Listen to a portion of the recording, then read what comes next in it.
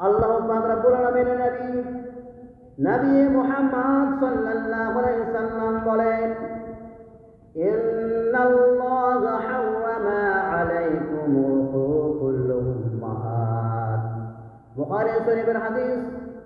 দয়ার নবী বলেন, নিশ্চয় আল্লাহ পাক রব্বুল আলামিন তোমার উপরে মায়ের নাফরমানি হারাম করেছেন। মার নাফরমানি করা যাবে না, মার সঙ্গে অন্যায় করা যাবে না, মাকে তুচ্ছ তিরস্কার করা যাবে না, অন্যায়ভাবে কথা বলা যাবে না। আমরা যদি মার নাফরমানি করি, আমরা যদি মায়ের সঙ্গে খারাপ আচরণ করি, আল্লাহ পাক রব্বুল আলামিন মায়ের সঙ্গে খারাপ আচরণ করা, দুর্ব্যবহার করা, মায়ের সঙ্গে নাফরমানি করা হারাম করেছেন। শুধু তাই নয়, বিশ্বনবী বলেছেন, রিজালুল্লাহি ফি রিজাল ওয়ালিদাইনি সাখাতুল্লাহি ফি সাখাতুল ওয়ালিদাইনি।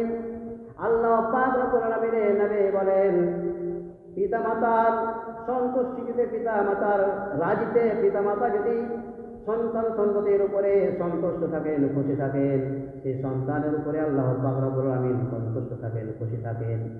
আর যে পিতা মাতা সন্তানের উপরে রেগে থাকেন, অসন্তুষ্ট থাকেন, নারাজ হয়ে থাকেন, নারাজ থাকেন, সেই সন্তানের উপরে আল্লাহ পাক রব্বুল আলামিন নারাজ থাকেন, অসন্তুষ্ট থাকেন। আল্লাহ পাক রব্বুল আলামিনের নবী বললেন, পিতামাতার খুশিতে আল্লাহ পাক রব্বুল আলামিন খুশি, পিতামাতার অসন্তুষ্টতে আল্লাহ পাক রব্বুল আলামিন অসন্তুষ্ট থাকে।